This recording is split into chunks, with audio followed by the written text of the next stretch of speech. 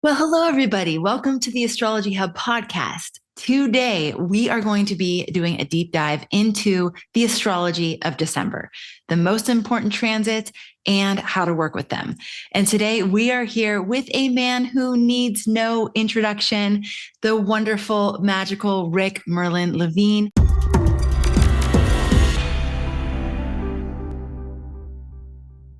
Rick, you're in India. Thank you so much for joining us.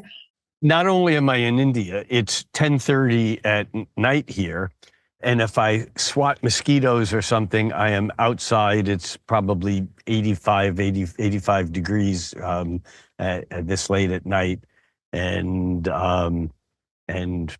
what a miracle of technology that, that we can be on other sides of the world and still have this conversation. And I know you have a really busy teaching schedule, and I really appreciate you taking time out to be here with all of us. Thank you for that. And we'll be doing this again next year. So I'm just dropping that seed to Astrology Hubbers that we will be back in Goa, India next year, and it will be first come, first served once the dates are announced. So pay attention. Amazing. And I did hear that many of the students that are there learning from Rick in India are from Astrology Hub. So thank you for supporting Rick and his work. And if they wanted to get on a wait list for that, Rick, how would they do that? Right now, there is no wait list. They should just pay attention to my website or my YouTube channel. I'll start talking about it as soon as the dates are set. All right. Let's dive into December. Do you want to start with the overarching theme, or do you want to walk through the astrology of the days? I don't know that there's a single overarching theme. I do know, however, that I don't think December is going to be quite the rock and roll that November was, or that January through June of next year will be. And although it's easy to peg a lot of this on the American political scene, I think it's way larger than that. There's global stuff unfolding. That, of course, is always a reflection of our personal stuff. And so I think in December, we do have some key things happening in December. We have Mercury turning direct after it being retrograde. We'll dig into that little scenario a bit more. But Mercury turns direct on the 15th. And oddly enough, Mercury is at the exact same degree on December 1st as it is on December 30th, because Mercury is at 19 degrees on December 1st. It retrogrades all the way back to 6 degrees. And by the 1st of January or the 31st of December, it's back at 19 degrees of Sagittarius. And so it may feel like in December there's some treading water, meaning that it may not seem like we're moving toward where we thought we were going yet. But on top of that, this month, we also have Mars turning retrograde, which is also part of a larger scenario, because Mars turns retrograde on December 6th, and it then Mars turns direct on February 23rd of 2025. And so we have, again, this kind of this back to the future kind of feelings of like, we've seen this movie before, but we're not going forward, but we're not really going backward. And it's going to be kind of hard to get a sense of how the month plays out in light of all the bigger scenarios. And then on top of that, we have several aspects that are going to be 1, 2, 3 plays where there's an aspect made, and then one planet turns retrograde, it makes it again, and then the other turns retrograde, and then the other turns direct again. And so the aspect happens in 3 phases. And we have a few of those that are quite significant.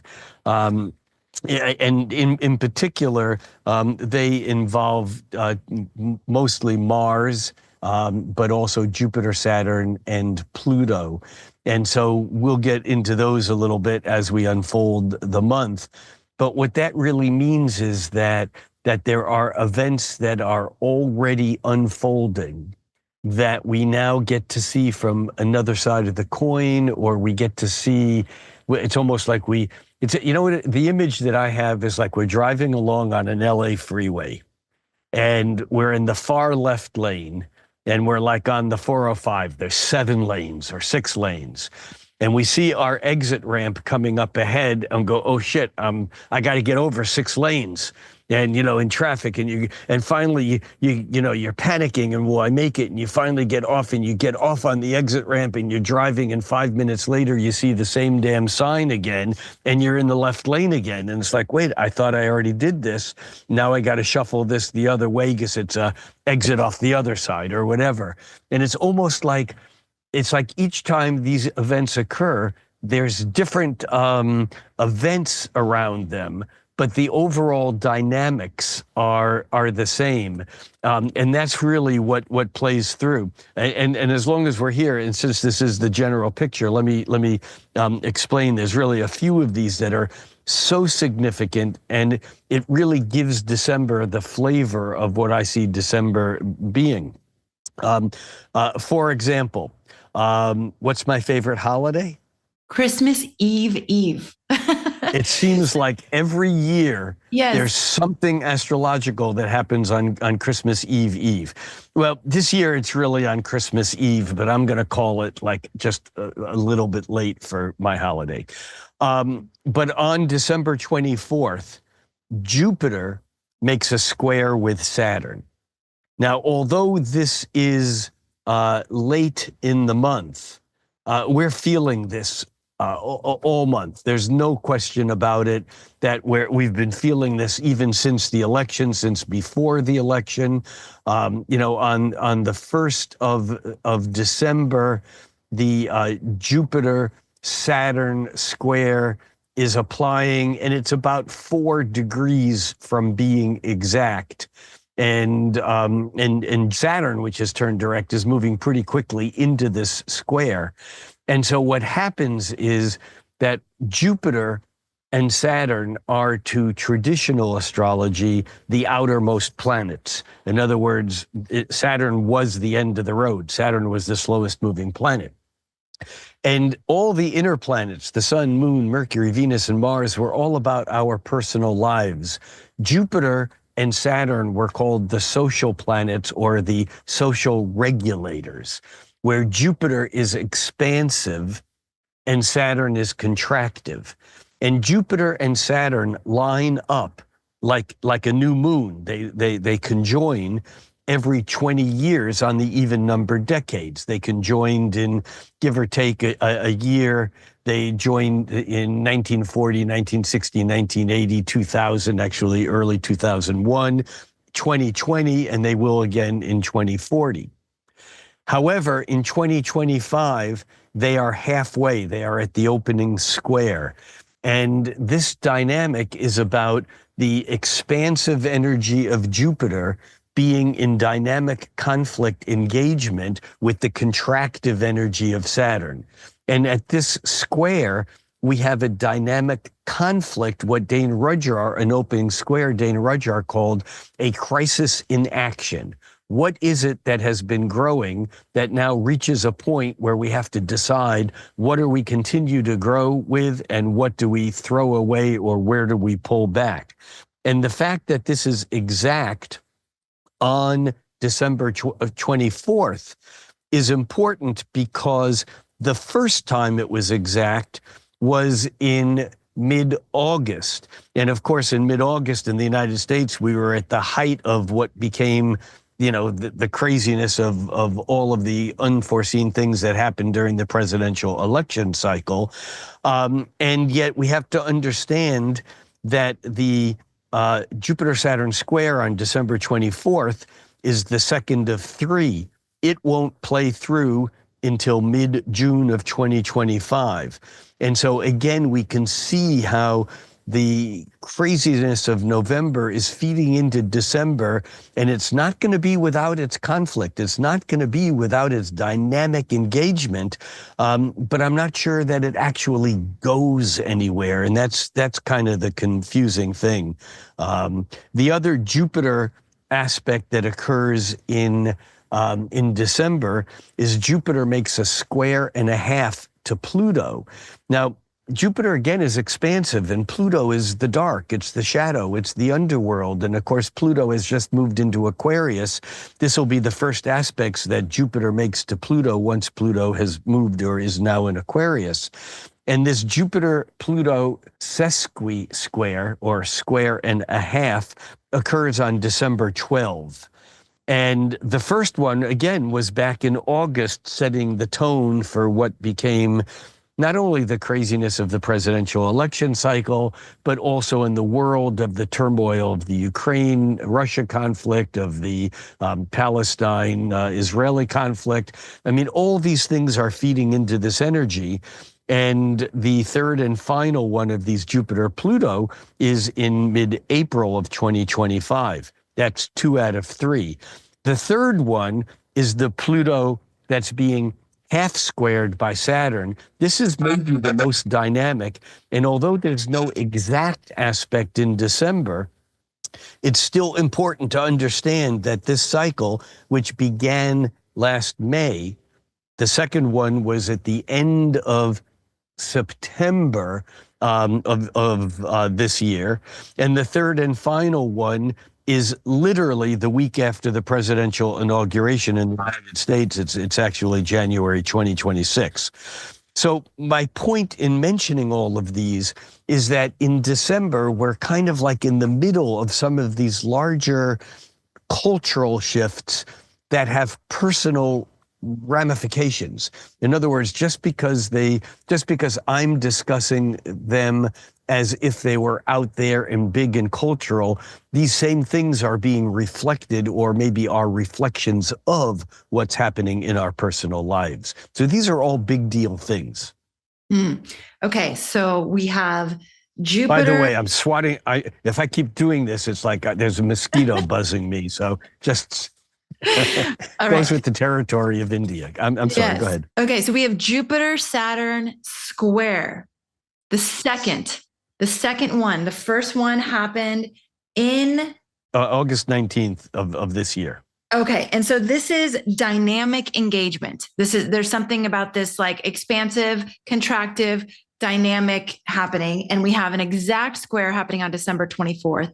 And then we're feeling it all. We're feeling it all month. Okay, good. Feeling it all month. And then we have the final one in June 2025. So there's some, like, do you think of these when there's 3 exact hits of a transit because of retrograde motions, when they are exact, are these sort of like inflection points of the energy? Are they peaks of the energy? Yes and yes. And they can happen days or sometimes even weeks prior or after, depending on where other planets are triggering these, and or where these planets are triggering points in our own individual charts.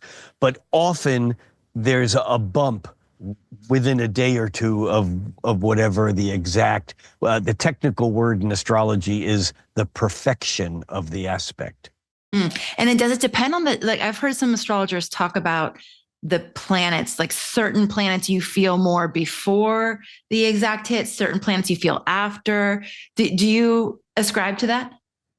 I subscribe to whatever any competent astrologer thinks is true. I don't know. I actually think often it's more dependent when you're talking about transits to your own chart.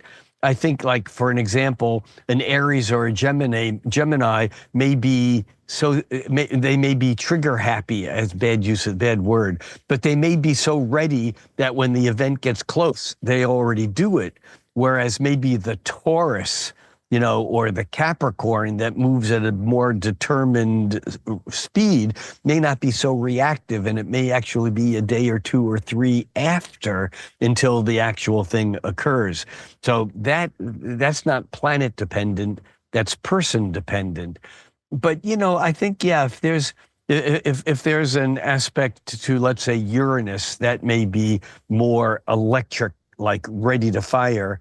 Whereas if it's a Saturn transit, it may take a while to play through. But yeah, good question. I don't know the answer. Okay, and I've also heard that the more attuned, and I think you've said this, the more attuned you become to the energies of the planets, the more sensitized you become, and you actually may feel things more than when you were less aware.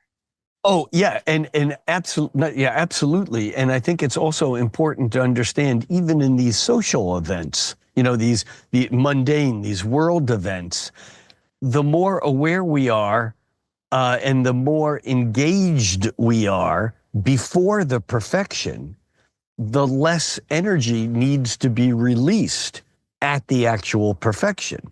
And often when you look at like major events like the World Trade Tower bombing or what, whatever, the first diagnosis of COVID, which was within 12 hours, the first mortality, reported from Wuhan was within 12 hours of the exact Saturn-Pluto conjunction in January of 2020.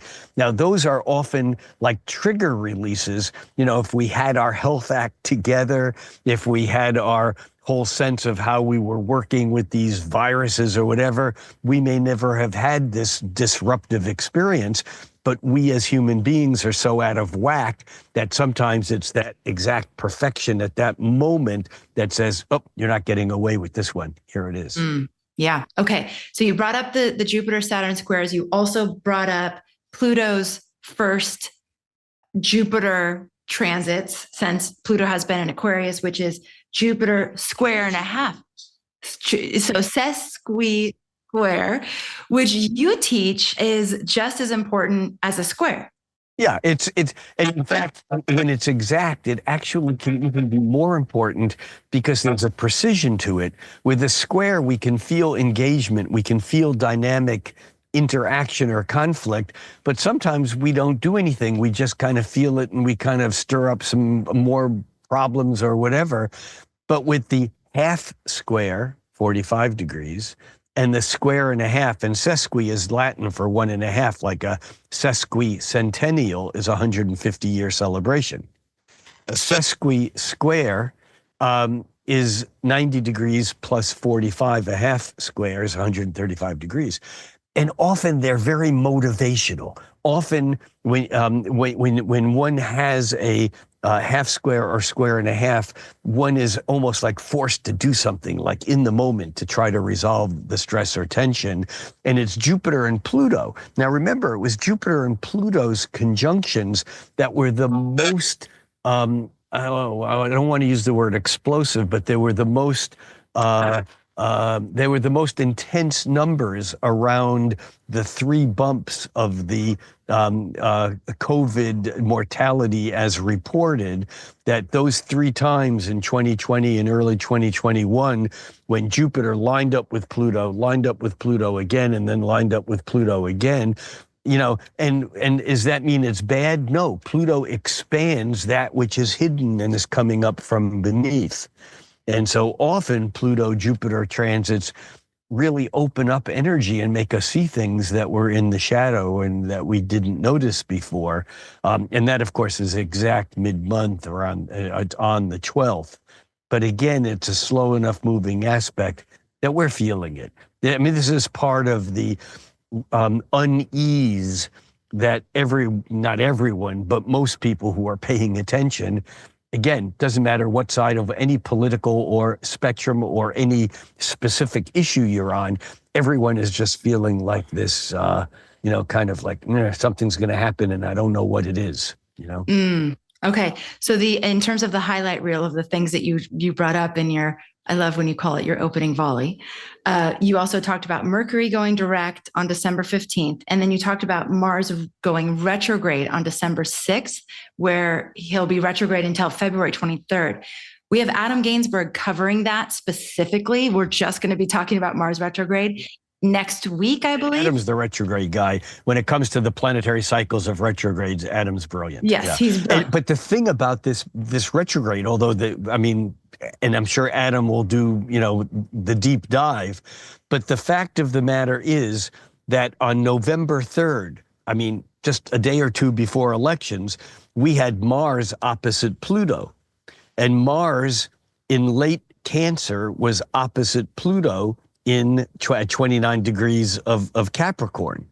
Now that Mars is going to be retrograde, it will make that second opposition to Pluto on January 3rd. Now, I know that's not December, but man, this is a December event because we're feeling the bifurcation, the stress, the tension, again, between Mars and Pluto are like octaves of one another.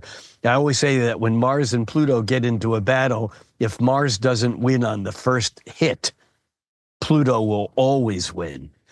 And so we have the god of war fighting against the god of the underworld, and so this is the second one on January 3rd is really another piece of the theme of this month. And of course, then the third and final one won't be until the end of April of next year. And so it's really going to take that long for all of these events of October, November, December to play through till we really know what's going on. Rick, you just said the god of war fighting with the god of the underworld. What is the purpose? What is the evolutionary intention of that type of a intense transit? Yeah. Think of it as a tug of war. All oppositions are like tug of wars, and we're in the middle. And so it's not compression. It's not these two things pushing on us. It's these two energies pulling away from the center. And so the rope is so tight that either one is going to win or the other, or the rope is going to break. I mean, those are the three options. And the evolutionary consideration of Mars and Pluto is basically a fight, Mars, an assertion, Mars, for those things which have been hanging out in the shadow, that have been hidden, that have been buried. And so there's an opportunity here for us to fight for a cause to bring things out into the open. Now, that might be, in some astrologers' minds, a total Pollyanna way of looking at this, because often Mars has that, Mars is in the Greek tradition is a malefic, meaning it's a badass planet. Why? Not because it's bad, but because it's hard to control. It's impulsive, it's hot, it gets angry. And although the ancients didn't know about Pluto, if they did, Pluto would have been joined by Mars and Saturn as another malefic, because Pluto is another badass planet. That doesn't mean it's bad in the sense of good, bad, it's bad in as much as it's hard to avoid the process.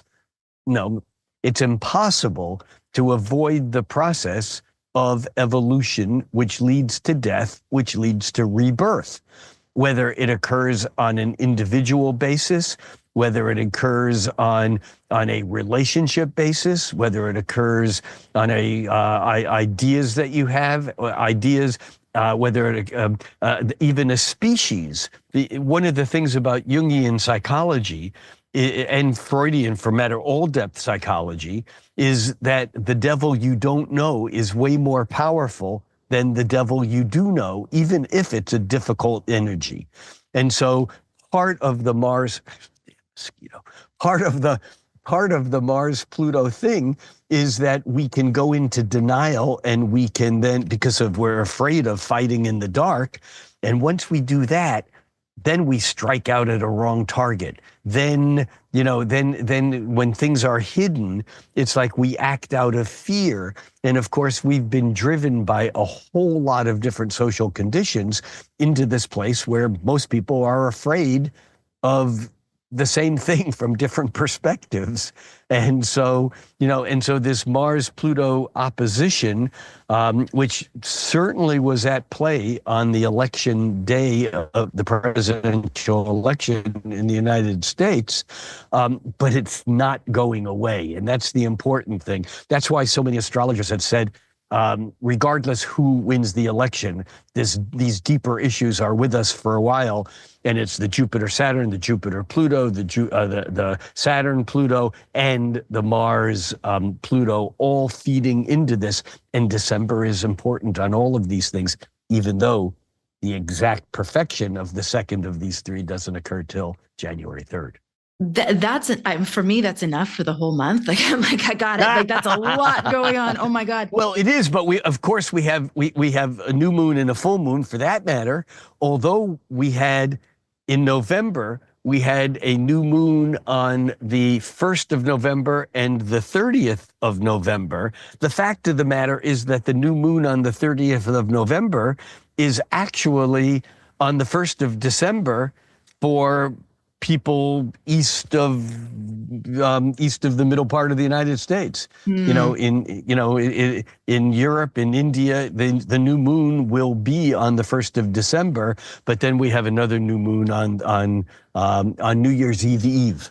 And there's another holiday on December 30th. Well, you mentioned striking out in the dark out of fear. I'm kind of trying to take what can we do with the awareness of all these different dynamic energies happening? What would you say? I mean, would you say one of the things Steve Judd was saying last month when he was on our Inner Circle astrologer is, don't be afraid of the dark. Actually go out and embrace the dark. Go out and howl at the moon. Like, really have an experience of the dark and recognize that you have a way to see in the dark, and you don't have to just be reactive and be emotionally reactive. That was his message to us at the new moon at the very beginning of November.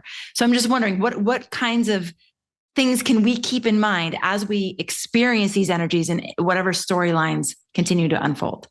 Great question. I like Steve's response to that.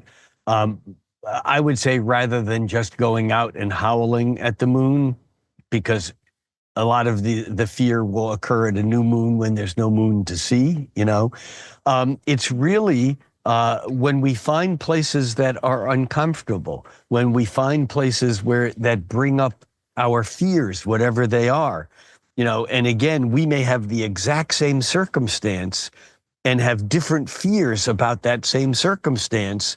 One person fearing that this circumstance is really screwed up because it's not going to happen, and another person having just as strong fearing that it will happen. I mean, in other words, and I would say that whatever your fears are, that you don't need to go to Mars and do something. You don't need to punch. This is not an excuse to disengage or to go into denial. It's actually, what I'm saying is that the most important thing we can do is to engage the dark, understanding that our fear is based upon things that may not be life-threatening, although I have to say that they can be for some people. Obviously, look around the planet, there are people whose lives are being threatened hour by hour, day by day, and we'll probably see more of that. But for most people, what's really important is not to go into denial about one side of the tug of war or the other, and to instead see where it is that our fear comes up. And rather than trying to break through it or run away from it, just lean into it. You don't have to yell. I mean, yelling can be a way to bring up the energy, but just feel what it feels like. Just leaning into it enough that you can feel the discomfort without running away and without pushing forward. Because we have all the way through April, May, June, till all of these things play on through. And just yelling a lot or just overreacting may stir up the energy even more and make it even more difficult to move through. So I say that what we do, the way we move through December is by increasing our awareness, which means opening our mind to points of view that are not mine, that may be yours. Not that I need to agree with you, but that we need to listen so that our perspectives open, because ultimately it's my sense that most of us, not all of us, there are people who are totally aberrated on every which way of every spectrum, but most people ultimately just want to be happy. Most people just want to get through this. Most people just want to be okay. And so when we see someone whose position is so opposite your position, my position, our Mars-Pluto opposition tendency is to other them, to make them something else. And we may, we may not be able to avoid that on some level. There are people who will say that person is just stupid because they've learned everything out of textbooks and they don't know what reality really is. And therefore they have an idea of how things work, but they don't understand anything. And then there are other people who are saying, well, that person's not educated and they don't understand anything. And the fact of the matter is that reality right now is avoiding all of us. And it's really important that in facing our fears, it doesn't mean that we need to go out and defeat them today, but it does mean, I'm going to come back to, I sound like a broken record, think cosmically, act locally. What does that mean? It means love the one you're with. It means be kind. It means spread a smile. Do something that pushes some energy in a positive way rather than a negative way, because the way we will not get through this is by hate and by divisiveness. I don't care what your politics are. And so that really becomes the Jupiter-Saturn and the Jupiter-Pluto and the Saturn-Pluto and the Mars-Pluto. They're all about widening our perspective so that we don't overreact. Malefics, the problem with malefics, Mars, Saturn, and Pluto, is that they're hard to manage. And yet there's something here for us all to learn. And I strongly believe that we're either all going to begin to learn that whatever our perspectives are not completely full.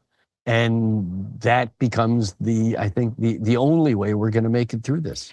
Okay, Rick, you've given us so much amazing insight and awareness to help us through December. But to me, what I'm hearing is we're getting like a mid-story update, that we're in the middle of these bigger cycles and there's more to come, and some great guidance for what to do in this part of the storyline that we're in.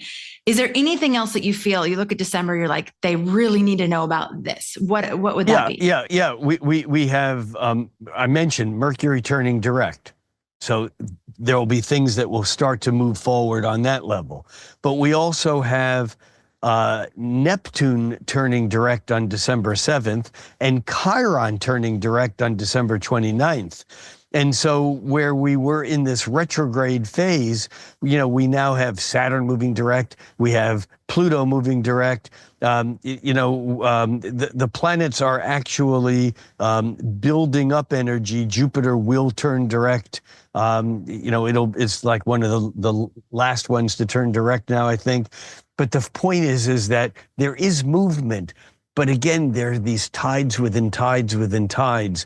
And I think December is going to be probably quite confusing for many people because those people who, how do I want to say this? It's like whether you were expecting the absolute worst to happen in December and January, or whether you were expecting the absolute best to happen in December, January, I don't think anyone's going to be pleased by what they get. And I don't think anyone is, and I don't think most people, as we said, the worry, I think that a lot of things are not going to be as drastic as we thought, even though the larger scenario is that we live in drastic times. These are incredibly, any astrologer who says they know what's going on is making it up.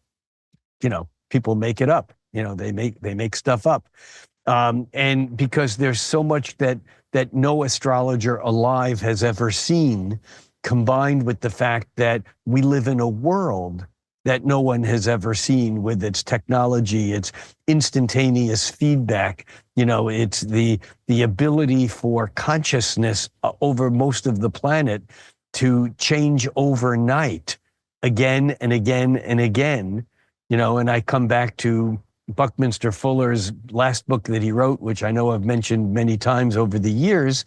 And the title of the book was Utopia or Oblivion. And he said that this was based upon the idea that when Roosevelt gave his famous "This is a day that shall live in infamy" speech, the day that Pearl Harbor was attacked by the Japanese, more people were not synchronistically, they were synchronized, I don't know what the word is, in thought, because they were listening on a radio to something at the exact same moment, and that had never happened before. And that Bucky Fuller said that over the years ahead, as technology continued to develop, we would have increasing waves of human connectedness over things that were positive, negative, and these waves would continue to grow until one wave, utopia or oblivion, took it all out. And which way it's going, no one knows. Ooh, wow. Okay. And it may not happen this week, this month, this year, this decade, or even in the next 20 or 30 years. But the waves are getting bigger, and everyone can see that, and that's why people are on so much on edge. There's a wonderful book by Tom Robbins called "Half Asleep in Frog Pajamas," and in the book, it kind of conjures up the image of when we were kids and everything was safe, and kids had these pajamas that had frogs on them or animals, and and we're like kind of going to bed and we were half asleep in frog pajamas. But the image is based upon the frog that sits on the lily pad and waits for the slightest disturbance and then jumps. And in the book, Tom Robbins, the story of the book is that we on Earth were all waiting for the mothership to arrive. And that we're all like kids, half asleep in frog pajamas, waiting for whatever it is to happen is going to happen so we can all jump off the lily pad. It's a great image. It's a really great image. So good. He's brilliant. Wow. And as are you, Rick. Thank you so much for giving us so many things to think about. And as you were just talking about all of the consciousness attuned to certain thought patterns or waves of information, and how Bucky Fuller was saying this will either lead to utopia or oblivion, it just made me think about the importance of minding our mind. This is why we do what we're doing here. This is why what you do is such a blessing, because it brings a larger sense of these rhythms, these waves, these synchronistic, that's not the right word. Synchronous. There's a word there. I can't think of the word. But there's this synchronization. That's the word. Synchronization of these things that are occurring, because astrology is ultimately about understanding what larger waves we are synchronized to, whether we were aware of it or not. Yeah. And by attuning to what the cosmos, the messages from the cosmos, we can, and my experience of it is that it's like we can be anchored. That's probably not the right word to use, but we're anchored in a different frequency, so that when we do tune into the human ups and downs and, whatever we're being asked to entrain with, whatever thought forms the third dimension wants us to entrain with, we have a different source point in the cosmos. And so it can be so, It's so helpful. I mean, it is why we do Hey, what we do. and how about instead of grounded, how about just centered? Exactly. Exactly. All right. Well, and thanks all of you for being a part of this with us. It's incredible to be able to share it with this community of astrology lovers out there in the world. And then, as we were discussing at some point during this episode, the 2025 forecast panel is going to be another place for you to tune into Rick and his wisdom and get his foresight on the entire year ahead, along with 5 other incredible astrologers that we all know and love here at Astrology Hub. So you're going to get a lot of insight, a lot of awareness. They're going to be covering different aspects of the year. And so they'll be individually presenting about the year ahead. And then we're going to have them on a panel all together. You'll be able to ask your questions. This event is totally free. So you're invited to that. It's astrologyhub.com/2025 forecast. Okay. Rick, anything else you want to leave us with before we close out? Think cosmically, act locally. Thank you for that.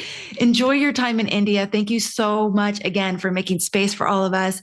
I love having your words of wisdom like tucked into my pocket. Like that's how it feels as I go throughout the, as I now go out through December. It's like, okay, Rick was reminding us of this. Rick told us these kinds of things might be happening. And I always hear your words in my mind. So I like being attuned to your broadcast, Rick. Thank you. Well, thank you for giving me this platform that reaches so many people. And I think that, it's really a privilege to be able to just, think aloud with you. All right. Everybody, thank you so much. If you enjoyed this episode, please make sure and tell Rick. He does read the comments. We do read the comments. If there's anything that you're wondering about, any questions that you have, please make sure and leave them in the comments below. And we will look forward to catching you on the next episode. Take care, everyone. Well, friends, I hope you enjoyed this episode. Want more? Make sure you're signed up for our Cosmic Insider newsletter. It's free, delivered every Monday, includes links to all the episodes, plus you'll get a heads up on the cosmic weather ahead. Just go to astrologyhub.com/insider. Don't forget to like and subscribe to our channel to help us reach more astrology lovers like you. And finally, follow us on socials. You can find us on Instagram, X, TikTok, or Facebook for daily astrological guidance. See you soon.